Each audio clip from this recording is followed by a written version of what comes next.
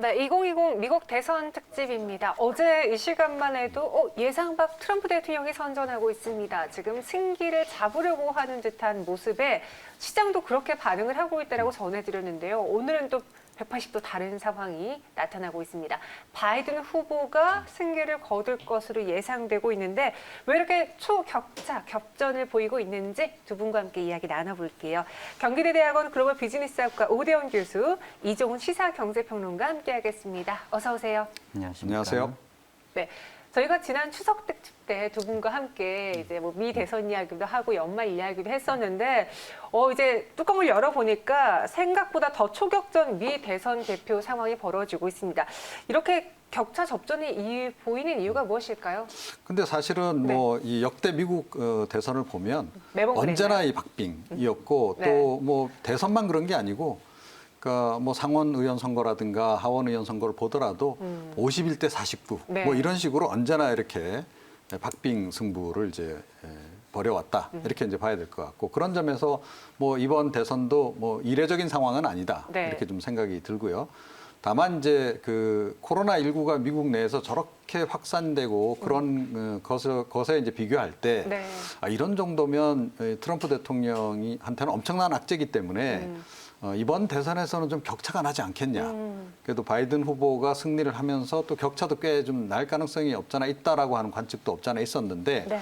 그거하고는 달리 그 트럼프 대통령이 지금 의외로 선전을 하고 있다 오히려 그렇게 지금 봐야 하지 않을까 이렇게 생각을 합니다. 그러니까 말씀하신 것처럼 매번 그래 왔지만 이번에는 사전 투표라는 변수 그리고 여기에 또 이번에 예상했던 여론조사 결과가 틀렸잖아요. 그런 점이 변수가 있었던 것 같아요. 예, 맞습니다. 지금 지적해 주신 대로 보통 전통적으로 그 50대 50 거의 비슷하게 나오긴 하지만 이번에 코로나 악재를 감안했을 때는 네. 그리고 그 여론조사에서는 10%까지 이제 맞아요. 격차가 나는 것을 감안했을 때는 굉장히 의외의 반응이고 사실 코로나 사태, 이 팬데믹이 없었다면 네. 트럼프가 재선됐을 것 같은 그것이 그랬을 것 같구나라고 하는 것이 좀 합리적 추론이 되죠. 즉 트럼프가 계속 주장해왔던 자국 우선주의와 일방주의의 어젠다에 대해서 많이 동의를 했고 그래서 미국에서 과거와 같이 이제 신자유주의 시대 때 글로벌 전 세계의 전 지구적인 파워를 행사하는 경찰 국가로서의 미국이라든지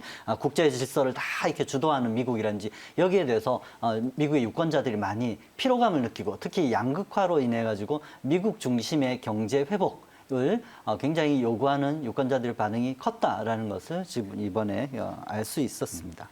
이번에 트럼프 대통령이 애리조나와 네바다에서의 소송을 예고하면서 계속 이걸 못 믿겠다. 이 사전투표 결과 반영되는 걸 난 의심스럽게 본다라고 계속 반응을 하고 있잖아요. 그럼 이 혼돈의 장 속에 증시가 출렁일 법도 한데 간밤에 뉴욕 증시는 급등, 오늘 우리 증시도 급등해요. 이유가 뭘까요? 증시라는 것이 아시다시피 네. 사전에 정보가 있다면 그거 다 반영해 놓은 상태 아니겠습니까? 다만 어제 트럼프가 예상외에 선전을 하기 때문에 네. 친환경 주식이라든지 5G 관련된 주식이라든지 이런 데 굉장히 큰 등락이 있었지만 맞아요.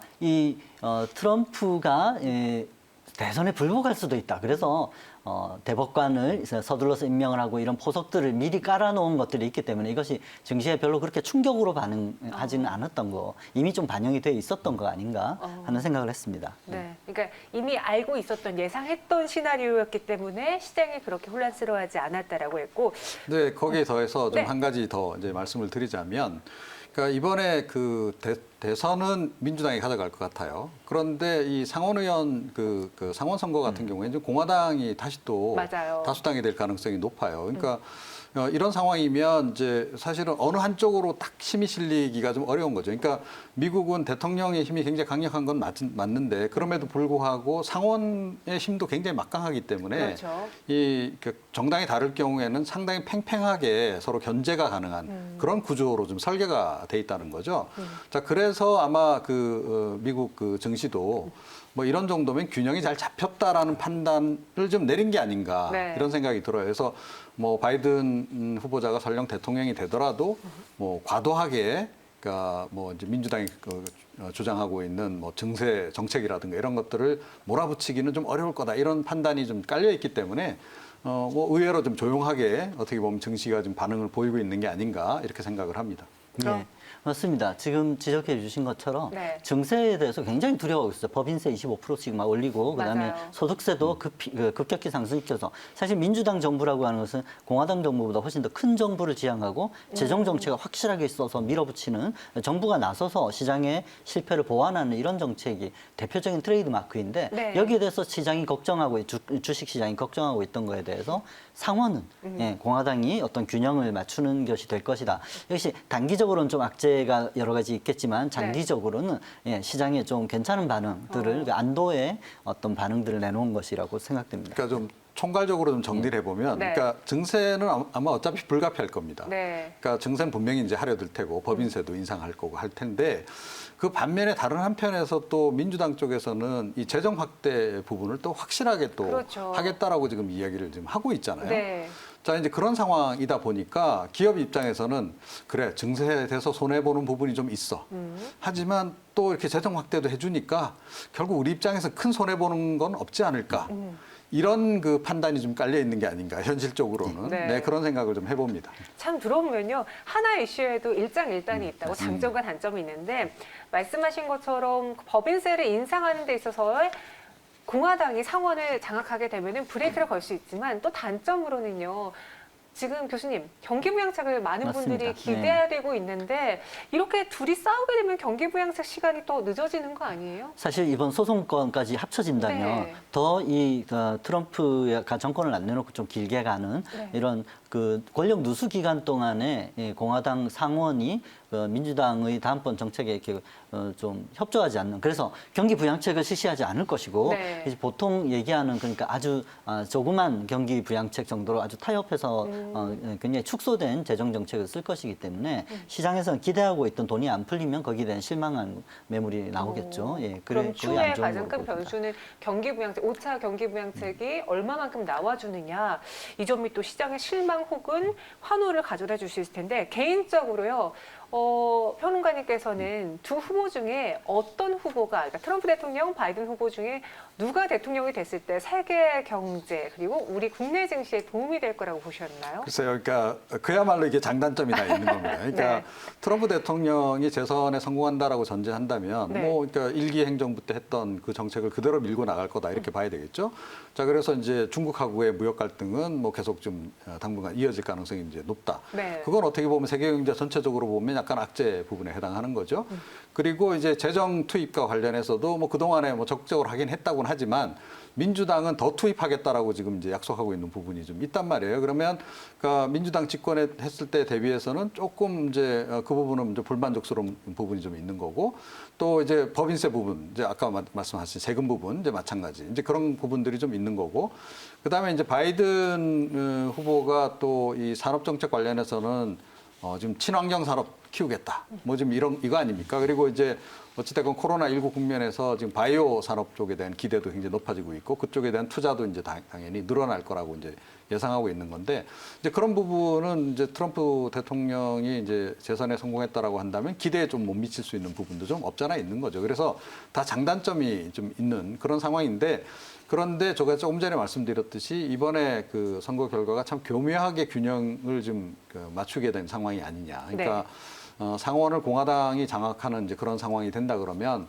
바이든 그 후보자가 대통령이 된다 하더라도 서로 이제 균형을 상당히 좀 이룰 가능성이 높다. 뭐 예를 들어서 뭐 법인세를 민주당이 인상하려고 했을 때 그러니까 뭐 절반만 인상하자. 네. 뭐 이렇게 공화당이 나올 수 있는 그럴 수 거죠. 있죠. 이제 그런 식의 이제 타협이 가능한 그런 지점이 있기 때문에 시장의 입장에서 보자면 기존의 지금 이제 현재 상황하고 변화라고 하는 측면에서 볼 때 변화가 급격하게 오기보다는 완만하게 올 가능성이 좀 없잖아 있는 그런 상황이다 이렇게 생각을 합니다.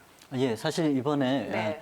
바이든이 대통령이 되면서 이게 블루 수입이나 상하원까지 모두 다 휩쓸게 되면 급격한 다시 과거로 회귀한다지만 사실은 급격한 형태의 이런 변화들이 그렇죠. 있을 것이라고 예상되어서 굉장히 걱정을 했습니다. 가장 큰 걱정이 조금 전에 지적해 주셨던 법인세라든지 소득세 인상 같은 것이고 네. 거기다 나아가서 이 산업 부분에서 섹터가 아예 친환경 산업으로 완전 몰입이 되는 그런 형태로 급격하게 전환될 것에 대해서 근데 언제나 쇼크 급격한 이동, 급격한 변화는 증시나 어떤 경제에 충격이지 않습니까? 네. 그래서 좀 균형을 맞췄다는 점에서는 다행이라고 혹시 장점이라고 찾을 수 있을 것 같고, 근데 그에 비해서 정말 개인적인 거를 물어보셨으니까 네, 개인적으로요. 중장기적으로 봤을 때 네. 이 친환경 산업이라고 하는 것은 사실 돈 많이 들고 비효율적이고 그에 비해서 성과는 별로 없는 그런 산업이 아닙니까, 그죠? 네. 전기 부문에서 2035년까지 탄소 제로화 하겠다.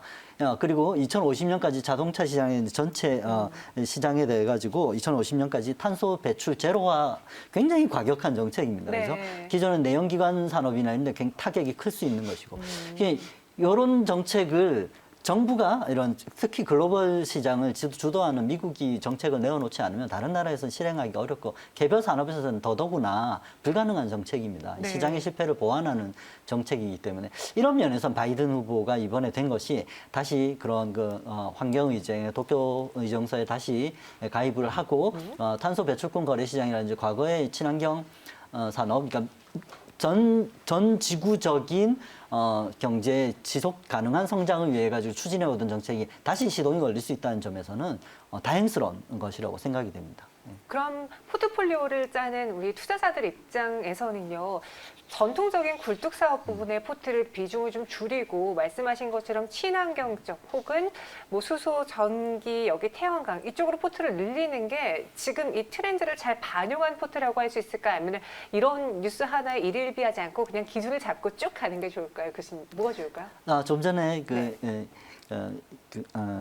평론가님께서 이종훈 평론가님께서 말씀해 주신 것처럼 네. 시간을 조금 유예할 수가 벌어졌다. 공화당과 절묘한 상원 그다음에 미국 정부 그러니까 백악관에서는 이제 바이든이 자리하는 이런 절묘한 균형추 때문에 조금 이게 시간을 벌어줬다는 점에서는 지금 그렇게 너무 일희일비해서 빨리 바꾸는 것은 중장기 투자를 고려한 경우 아니라면 별로 그렇게 추천할 것이 아니라고 생각됩니다. 오히려 한국 같은 경우에는 미국과 한국과 중국을 잇는 글로벌 가치 사슬이 다시 살아날 수 있는 기회가 됐어요. 그래서 전통적인 한국의 구조상 중간재라든지 원자재를 중국에 공급하고 중국이 미국에다가 안정적으로 산업 재화를 공급하고 있는 이 시스템 글로벌 가치 사슬이 다시 작동하면서 그런 좀 과격한 관세 정책이 아닌 방식으로 바이든이 또 중국을 견제하는 정책은 계속될 것이지만 한국의 산업 부분에서 급격한 변화는 일어나지 않을 것이라고 보이기 때문에 네. 친환경 쪽의 섹터 비중을 좀 늘리고 뭐 이런 클린카라든지 그 모빌리티 중에서도 저탄소 모빌리티에 최근 우리나라가 지금 추진하고 있는 그린 뉴딜이 참 그런 면에서 시의적절한 타이밍이었다고 생각되는데 네. 그런 산업 포트폴리오 조금 늘려가는 정도로 조정해 가시는 것이 현실적이지 않을까 생각됩니다. 글쎄요, 저는 조금 이제 생각이 좀 다른데요. 네. 만약에 바이든 후보가 대통령이 된다 그러면, 네. 자 보세요. 지금 코로나19로 해서 지금 산업이 굉장히 좀 전반적으로 지금 이제 침체를 맞고 있는 이제 그런 상황입니다. 재확산세가 지금 되면서 뭐 유럽도 그렇고 지금 다 봉쇄 정책을 좀 펼치고 있고 그러면 산업은 더 위축될 수밖에 없어요. 네. 자 그런 상태에서 대통령이 됐는데 뭔가 성과를 내야 된다라고 한다면 확실하게 밀 가능성이 높다라고 저는 봅니다. 그러니까 과거에 그러니까 이제 뭐 뉴딜 플랜 뭐 이런 네. 식으로 그러니까 환기를 시킬 그렇죠. 작용이죠. 국내에서도 지금 뭐 문재인 대통령이 뭐 뉴딜 펀드 뭐 이런 쪽에 굉장히 뭐 역점 사업으로 좀 추진하고 있기도 한데 네. 바이든 그 후보자도 대통령이 되면 그럴 가능성이 높다. 그래서 오히려 그 친환경 산업 쪽으로 확실하게 확 밀 가능성이 좀 높다라고 봐요. 네. 재정 투입도 훨씬 늘릴 가능성이 높고 그렇다라고 본다면 전 세계 친환경 산업의 그 스케일 자체가 지금하고는 좀 차원이 달라질 수 있다라고 봅니다. 그래서 만약에 제가 포트폴리오를 다시 짠다면 네. 저라면 바이든 후보가 당선됐다라고 전제한다면 네. 그쪽으로 조금 비중을 저는 확실하게 늘리겠습니다. 두 분의 이야기를 들어보니까요. 네. 속도의 차이는 있지만 친환경 쪽의 포트 비중을 늘려야 된다는 것에 대해서는 두 분이 모두 다 일치하시거든요. 투자자분도 분명히 그러한 시장 트렌드를 반영하셔야 될 것 같고요. 개인적으로 우리 국민들은 많이 놀랐어요. 이 팬데믹을 잡지 못한 트럼프 대통령에게 이렇게 많은 사람들이 표를 던졌단 말이지. 그럼 바이든 후보의 공약이 무엇이 마음에 안 들었을까? 혹은 바이든 후보가 이번에 대통령이 된다면 어떤 공약이 가장 마음에 들었을까? 뭐 미국인들이 선택한 이유가 있을 거 아니에요? 그러니까 뭐 재정 투입 늘리고 어찌됐건 이제 그 민주당 정부는 큰 정부를 지향하지 않습니까? 네. 그래서 조세 부담이 좀 늘더라도 그러니까 서민들 입장에서 보자면 그러니까 조세 부담 늘어나는 것에 비해서 혜택이 더 이제 많아질 가능성이 높은 거죠. 이제 네. 그런 부분이 확실히 좀 소구력을 좀 가졌을 거다라고 생각하고 있고요. 그 다음에 미중 무역 갈등 부분도 그러니까 지금 미국 국민들이 생각하기에는 또 산업계 생각하기에는 이게 너무 오래 끌고 가고 있다라는 네. 생각을 좀 하고 있을 겁니다. 그래서 이 정도 이제 했으면 이제는 조금 이제 복원을 좀 시켜서 그러니까 세계 경제 전체의 어떤 그 산업 규모를 좀 키우는 쪽으로 오히려 좀 가자. 이런 아마 여론이 산업계 내에서 형성돼 있을 가능성이 좀 높지 않나 이렇게 좀 봐요. 그러니까 지금 뭐 미국 기업들 중에도 중국에 투자한 기업들이 굉장히 많잖아요, 그죠? 그런 기업들 입장에서도 이 피로도가 점점 높아지는 거죠. 타격도 많이 오는 거고. 자, 그런 부분들이 좀 작용을 좀 했을 가능성이 좀 높지 않나 이렇게 생각합니다. 교수님, 근데 민주당이 다수당을 차지하더라도 미중 무역 분쟁은 피할 수 없는 패권 싸움이다라는 말이 많았잖아요. 네, 네. 그럼 바이든 후보가 대통령이 돼도 여전히 미중 무역 분쟁에 대한 리스크는 가져가야 되나요? 중국에서는 솔직히 얘기해서 트럼프가 되기를 더 바랬습니다. 아, 이유는요? 이미 트럼프의 전략이라든지 이런 것에 네. 대해서 연구가 되어 있고, 아. 그다음에 중국이 생각하기에는 트럼프가 저렇게 하는 것이 단기적으로 중국에 좀 자극적인 네. 어떤 견제가 되지만은 장기적으로 봐서는 미국이 빨리 망하는 길이다라고 생각을 했어요. 솔직히 오. 얘기해서 어제 평론도 그렇게 나왔습니다. 중국에서. 네. 네. 그런 거를 봤을 때 바이든이 되는 걸 더 두려워하고 있어요. 더 정교하게 미중 무역 분쟁의 다음번 국면. 바이든은 뭐 2,500억 달러의 관세를 한 방에 때리고 하는 그런 그러니까 처음 싸움 걸기에는 트럼프가 적당했지만 네. 그 싸움을 지속적으로 해서 이겨 나가기에는 바이든과 민주당 정부의 이 싱크탱크 그 전략들이 훨씬 더 중국에겐 두려운 상대일 것입니다. 그래서 앞으로는 이것이 기술 분쟁 아주 더 정교하게 이어가면서 네. 금융과 그다음에 인권 문제까지 확산이 되는 민주당 특유의 그런 어젠다들이 던져지면서 중국으로서 아주 곤혹스러운 싸움이 지속될 것이고 이것은 지금 시진핑 주석의 정책에 따르면 2035년 이상 앞으로 15년 이상 이렇게 지리하게 끌어가면서 계속 미중 무역 분쟁 앞으로 미중 패권 갈등으로 확전되어 가면서 더 정교하게 될 것입니다. 그래서 우리나라 같은 나라들 이 중견 국가들이 어떤 세계 국제 질서에서 어젠다를 차지하는 그런 중요한 역할을 하느냐 이런 과제들이 이제 새로 나타난 겁니다. 그리고 평론가님, 네. 트럼프 대통령이 이제 토론회에서 바이든 후보를 계속 공략했던 것 중에 약간 치매 그리고 나이 공격을 했었잖아요. 네. 실제로 그거에 좀 많이 들어서 그런가 몇몇 분들은 바이든 후보가 임기를 다 못 채우는 거 아니야? 뭐 이런 이야기까지 하는데 그 문제는 없죠?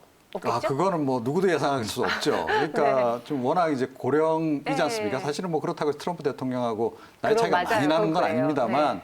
그럼에도 불구하고 뭐 이제 80을 앞두고 계신 분이기 때문에 네.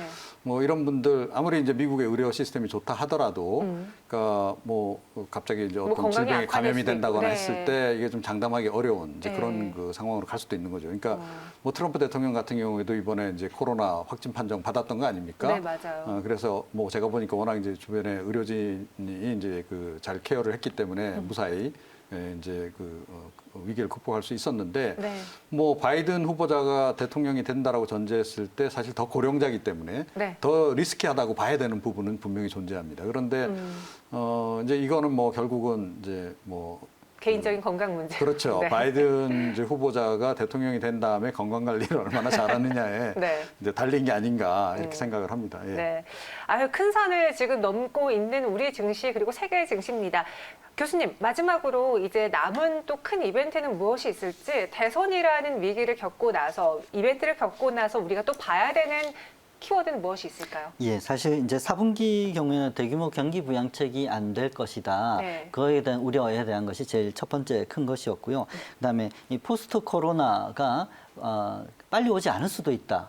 그런 우려들이 많이 있기 때문에 네. 이 대선은 고비는 이제 며칠 안에는 정리될 것이지만 그다음 진짜 남은 그다음 포스트 코로나의 경제를 어떻게 글로벌 경제에 어떻게 재편돼 가지고 빨리 이 경제 둔화를 탈피할 것인가 하는 문제하고 네. 또 앞으로 글로벌 절대 강자 패권 국가인 미국 이거는 이번 대선에서 이미 유권자들이 트럼프 쪽으로 확 많이 몰아주면서 생각보다 많은 세를 실어주면서 앞으로 미국이 그렇게 쉽게 과거와 같이 신자유주의 시대에 전 지구적인 패권 국가로서 어떤 모든 역할을 다 하는 이런 그 일원화 체제는 끝날 것이라 보입니다. 그러니까 한국이라든지 호주라든지 독일이라든지 이런 각 지역별로 이런 중견 국가들이 나타나서 보건, 의료, 그리고 환경이라든지 경제 각 사안별로 그런 글로벌 다자화 체제들이 다각화돼서 나타날 것인가 이게 대한 우리의 입장과 원칙을 좀 정하고 그에 대해서 좀 우리가 대책을 수립하는 것이 이제 남은 과제입니다. 예, 그러니까 만약에 바이든 이제 후보자가 당선이 된다라고 전제한다면, 네. 뭐 한국 경제나 한국 그 안보 측면에서는 훨씬 일하기가 좋아지지 않을까 저는 그렇게 생각을 해요. 조금 전에 말씀드렸듯이 이제 친환경 산업 쪽을 이제 집중적으로 육성한다라고 전제하면 전 세계적으로 이게 시장 자체가 커질 수밖에 없다는 거죠. 자, 안 그래도 지금 국내에서 우리도 지금 위기 극복 차원에서 4차 산업혁명도 이야기하고 하지만 그러니까 이쪽으로 또 친환경 산업 쪽으로 많이 또 역점을 들이고 있는 그런 상황이기 때문에 이게 잘 맞물려 돌아간다면 우리에게 굉장히 또 다른 기회가 이제 올 수 있다. 이제 그런 측면이 하나 있고요. 안보적인 측면에서 사실은 그동안 트럼프 대통령 재임 기간 동안에 우리가 많이 시달렸잖아요. 예, 그러니까 그 분담금도 더 늘려라, 5배 늘려라, 그러니까 뭐 이런 식으로 요구를 하기도 했고 이제 그런데 네. 그 부담은 확실히 이제 줄어들 가능성이 높다. 그렇게 보면 이제 그 재원을 우리는 또 다른 때 활용할 수가 있는 거죠. 산업 지원 쪽으로 활용을 한다든지. 그렇게 봤을 때 전반적으로 우리 산업계에도 그렇고 우리 이제 뭐 국가안보 차원에서도 환경 자체는 좀 좋아지는 게 아닌가 이렇게 생각을 합니다. 네, 우리 증시는 이 변화를 잘 받아들이고 있습니다. 코스피 1.86% 급등을, 코스닥은 1.97% 급등 보여주고 있고요. 지금까지 이종훈 평론가, 오대원 교수와 함께했습니다. 오늘 말씀 고맙습니다. 감사합니다.